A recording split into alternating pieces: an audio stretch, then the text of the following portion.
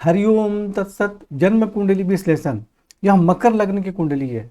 सबसे पहले सूर्य से फलादेश प्रारंभ करते हैं। सूर्य जो है इस कुंडली में आयु भाव के स्वामी है और पंचम भाव में विराजमान है।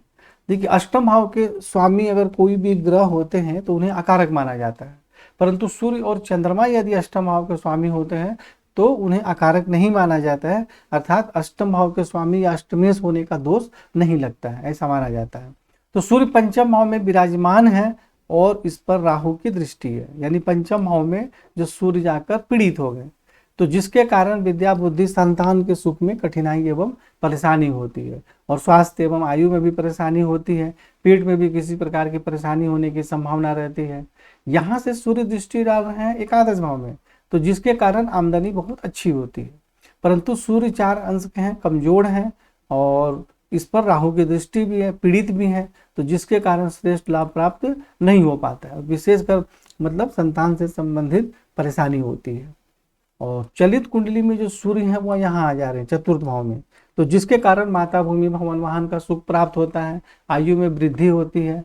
परंतु लग्न कुंडली में तो पीड़ित हो रहे हैं और इससे संबंधित आपको परेशानी भी हो रही है, तो इसलिए संतान संबंधित परेशानी जो है उसको समाप्त करने के लिए सूर्य की आराधना करें, सूर्य का मंत्र जाप करें और आदित्य हृदय स्तोत्र का पाठ करें और राहु से संबंधित दान एवं उपाय करना अत्यंत ही आवश्यक है। और संतान गोपाल मंत्र बताया गया है, उसका भी आपको मंत्र जाप करना है। चंद्रमा जो है इस कुंडली में सप्तम भाव के स्वामी है, यानी पति पत्नी वैवाहिक जीवन के स्वामी है, दैनिक रोजगार के स्वामी है और द्वितीय भाव में विराजमान है।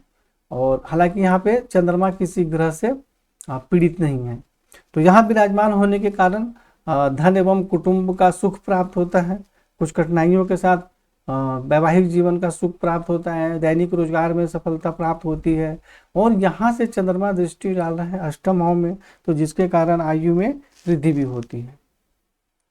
मंगल जो है इस कुंडली में चतुर्थ भाव के स्वामी है और आमदनी भाव के स्वामी है, यानी माता भूमि भवन के स्वामी है और आमदनी के स्वामी है। और मंगल भी द्वितीय भाव में विराजमान है। देखिए, एक ऐसा नियम है कि आय भाव के स्वामी धन भाव में हो जाएं या धन भाव के स्वामी आय भाव में हो जाएं तो धन एवं आमदनी के लिए बहुत श्रेष्ठ योग होता है, परंतु हर जगह ये नियम लागू नहीं होता है, क्योंकि मंगल यहाँ अपने शत्रु के घर में विराजमान है, जिसके कारण कुछ कठिनाइयों के साथ धन एवं कुटुंब का सुख प्राप्त होता है और कुछ कठिनाइयों के साथ ही आमदनी का योग भी बनता है। और मंगल 27 अंश के भी हैं, कमजोर भी है, और यहाँ से मंगल दृष्टि डाल रहे हैं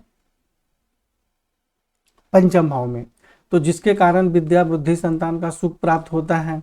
और यहाँ से दृष्टि डालेंगे अष्टम भाव में भी, तो जिसके कारण आयु में वृद्धि होती है।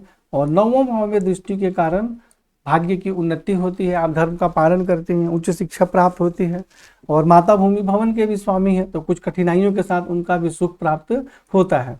तो मंगल परंतु यहाँ पे 27 अंश के हैं, तो इसलिए इसका मंत्र जाप करना है, रत्न इत्यादि न धारण करें, क्योंकि पंचम भाव पे अगर मंगल दृष्टि डालते हैं तो संतान विद्या बुद्धि का सुख तो प्राप्त होता है, लेकिन कई बार परेशानी भी होती है संतान संबंधित, तो इसलिए मंगल का, और ऐसी परेशानी आपको पहले से हो रही है तो इसलिए मंगल का मंत्र जाप इत्यादि भी करें, जो उपाय बताए गए हैं आपको वो करना चाहिए। लेकिन मंगल आमदनी के भी स्वामी है, तो इसलिए उसको मतलब कि अच्छा होना भी जरूरी है। बुध जो है इस कुंडली में षष्ठ भाव के स्वामी है और भाग्य भाव के स्वामी है, रोग एवं शत्रु के स्वामी है और भाग्य स्थान के भी स्वामी है और चतुर्थ भाव में विराजमान है। चतुर्थ भाव में विराजमान होने के कारण माता भूमि भवन वाहन का सुख प्राप्त होता है और भाग्य की उन्नति होती है, आप धर्म का पालन करते हैं। और यहाँ से दसम भाव में दृष्टि के कारण पिता राज रोजगार के क्षेत्र में सुख सम्मान एवं सफलता प्राप्त होती है। और बुध 14 अंश के हैं, मजबूत भी है, तो इसलिए बुध के लिए कुछ विशेष नहीं करना है, परंतु बुध की दशा इत्यादि में आप मंत्र जाप कर सकते हैं। गुरु जो है इस कुंडली में द्वादश भाव के स्वामी है, यानी खर्च के विदेश के स्वामी है और पराक्रम के भी स्वामी है, भाई बहन के स्वामी है।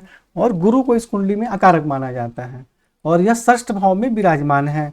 तो छठे 8वें 12वें भाव के स्वामी यदि किसी विशेष शुभ भाव के स्वामी न हो तो, और छठे 8वें 12वें में ही विराजमान हो जाए, तो इसको विपरीत राजयोग भी बोला जाता है। तो जिसके कारण ऐसा माना जाता है कि जीवन में श्रेष्ठ उन्नति होती है या लाभ प्राप्त होता है। परंतु ऐसा अक्सर देखा नहीं गया है कोई विशेष ऐसा लाभ प्राप्त हो। जब तक दसम भाव एकादश भाव की स्थिति अच्छी नहीं होगी तो कोई विशेष लाभ ऐसा प्राप्त नहीं होता है। तो फलादेश पे हम ध्यान देते हैं कि भाई गुरु जो है वो षष्ठ भाव में विराजमान है, जिसके कारण आप खर्च के माध्यम से एवं परिश्रम के माध्यम से शत्रु पक्ष पर प्रभाव स्थापित करते हैं और नौकरी में सफलता प्राप्त होती है।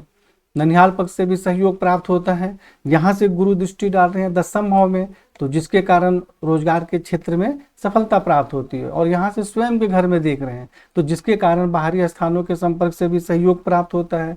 और द्वितीय भाव में दृष्टि के कारण कुछ सामान्य कठिनाइयों के साथ धन एवं कुटुंब का सुख प्राप्त होता है। देखिए गुरु इस कुंडली में अकारक है, लेकिन यहाँ आपकी कुंडली में कोई परेशानी का योग नहीं बना रहे हैं, ना ही लग्न से भी संबंध नहीं स्थापित कर रहे हैं, या लग्न से संबंध स्थापित करते तो थोड़ी बहुत स्वास्थ्य में परेशानी होती, परंतु ऐसा कुछ है नहीं। लेकिन फिर भी गुरु की जब भी दशा इत्यादि आए तो गुरु से संबंधित दान उपाय इत्यादि करना चाहिए। इसका रत्न इत्यादि धारण करने की आवश्यकता नहीं है। शुक्र जो है इस कुंडली में पंचम भाव के स्वामी है, दसम भाव के स्वामी है, केंद्र और त्रिकोण के स्वामी है, विद्या बुद्धि संतान के स्वामी है, पिता राज रोजगार के स्वामी है। और मकर लग्न की कुंडली में शुक्र को राजयोग कारक ग्रह माना जाता है और यहाँ तृतीय भाव में अपने उच्च राशि में विराजमान है, तो जिसके कारण पराक्रम में वृद्धि होती है, भाई बहन का श्रेष्ठ सुख प्राप्त होता है, विद्या बुद्धि संतान का भी सुख प्राप्त होता है और रोजगार के क्षेत्र में भी सफलता प्राप्त होती है। और यहाँ से नवम भाव में दृष्टि डालते हैं, जिसके कारण भाग्य की उन्नति होती है, आप धर्म का पालन भी करते हैं। तो शुक्र जो है इसका आप मंत्र जाप करें या इसको प्रबल करें। देखिए उच्च राशि में विराजमान है, यानी कि स्थान बल में तो मजबूत है लेकिन अंश बल में कमजोर है, 23 अंश के हैं। तो इसलिए जो है शुक्र का मंत्र जाप करें तो आप और भी आपको श्रेष्ठ लाभ प्राप्त होगा। शनि जो है इस कुंडली में लग्नेश है और खुद के घर में विराजमान है और धन एवं कुटुंब के भी स्वामी हैं और लग्न में विराजमान है। तो लग्न में विराजमान होने के कारण शारीरिक स्वास्थ्य सौंदर्य सम्मान प्रतिष्ठा में वृद्धि होती है, धन एवं कुटुंब का सुख प्राप्त होता है, धन का संग्रह होता है। ऐसे व्यक्ति को जीवन में धन की कमी नहीं होती है। परंतु यहाँ देखिए शनि स्वराशि में तो विराजमान है लेकिन ये राहु के साथ विराजमान है और यहाँ एक अंश के भी हैं लेकिन वक्री भी है। तो अपने घर में अगर एक अंश के हैं वक्री हैं तो यह मानना पड़ेगा कि जैसे 6-7 अंश के बराबर या उसके समान इनमें बल है। तो कमजोर है, वक्री है, लेकिन राहु के साथ विराजमान है और केतु भी दृष्टि डाल रही है शनि पर। तो ये फिर जो है ठीक मतलब नहीं है। स्वास्थ्य एवं जीवन की उन्नति के लिए या धन एवं कुटुंब के लिए परेशानी का भी योग बन जाता है।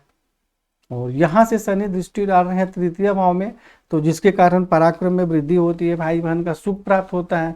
परंतु सप्तम भाव में दृष्टि के कारण पति एवं वैवाहिक जीवन के सुख में कठिनाई एवं कुछ परेशानी भी होती है, दैनिक रोजगार में भी कठिनाइयों का सामना करना पड़ता है। और दसम भाव में दृष्टि डालते हैं तो पिता राज रोजगार के क्षेत्र में सुख सम्मान एवं सफलता प्राप्त होती है, मतलब नौकरी में, जॉब में, इन सब में अच्छी सफलता प्राप्त होती है।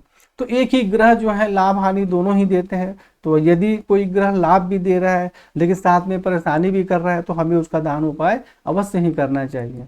और जो शनि यहाँ पे जो राहु केतु के साथ विराजमान है, पीड़ित हो रहे हैं, तो उसके कारण भी श्रेष्ठ लाभ प्राप्त नहीं हो पाता है। तो इसलिए यहाँ पे आपको शनि का मंत्र जाप करना है और भी उपाय जो बताए गए हैं वह भी आपको करना है। और राहु केतु से संबंधित दान एवं उपाय करना है, क्योंकि राहु केतु शनि को पीड़ित कर रहे हैं, तो इन दोनों का दान एवं उपाय करना है। और राहु के विषय में चर्चा करते हैं तो राहु जो है वह लग्न में शनि के साथ विराजमान है, जैसा कि अभी मैंने बताया। तो राहु यहाँ पे शारीरिक स्वास्थ्य सौंदर्य जीवन की उन्नति में कुछ कठिनाई एवं परेशानी होती है। और पंचम भाव में सूर्य पर दृष्टि के कारण विद्या बुद्धि संतान एवं स्वास्थ्य से संबंधित भी परेशानी होती है, क्योंकि आयु के स्वामी भी है। सप्तम भाव में दृष्टि के कारण पति एवं वैवाहिक जीवन के सुख में कठिनाई एवं परेशानी भी होती है, मतभेद भी बना रहता है, दैनिक रोजगार में भी कठिनाइयों का सामना करना पड़ता है। परंतु नवम भाव में दृष्टि के कारण भाग्य की उन्नति होती है और उच्च शिक्षा भी प्राप्त होती है। तो यहाँ आपने देखा है कि एक ही ग्रह किस प्रकार लाभ और हानि दोनों देते हैं। तो राहु से संबंधित यहाँ आपको दान एवं उपाय करना है। इसका रत्न तो बिल्कुल कभी जीवन में नहीं धारण करना है और मंत्र भी जाप करने की जरूरत नहीं है, इससे संबंधित दान एवं उपाय करें। केतु सप्तम भाव में विराजमान है, जिसके कारण वैवाहिक जीवन के सुख में कठिनाई एवं परेशानी होती है, जीवन साथी से मतभेद भी बना रहता है और यूरिन इत्यादि से संबंधित परेशानी होने की संभावना रहती है। और यहाँ से एक आदर्श भाव में दृष्टि के कारण आमदनी प्राप्त करने में कठिनाइयों का सामना करना पड़ता है। कभी अचानक लाभ प्राप्त होता है तो अचानक नुकसान भी हो जाता है। और लग्न में दृष्टि के कारण शारीरिक स्वास्थ्य, सौंदर्य, जीवन की उन्नति में कठिनाई एवं परेशानी होती है। और स्वभाव भी कभी कभी उग्र हो जाता है और चोट इत्यादि भी लगने की संभावना रहती है। तो सावधान रहना चाहिए कि चोट लगने वाला कोई भी जगह हो तो वहाँ पे हमें बच के रहना चाहिए। या यदि हम टू व्हीलर इत्यादि कुछ चलाते हैं तो बिना हेलमेट के नहीं चलाना चाहिए। और तृतीय भाव में दृष्टि के कारण पराक्रम में वृद्धि होती है एवं भाई बहन का सुख प्राप्त होता है। तो इस प्रकार आपने फलादेश देख लिया, यहाँ पे समझ लिया। और कुंडली में तो संपूर्ण ग्रहों का फलादेश और उपाय बताया ही गया है। तो आप इन दोनों को देखें और फिर चर्चा भी करें। हरिओम तत्सत।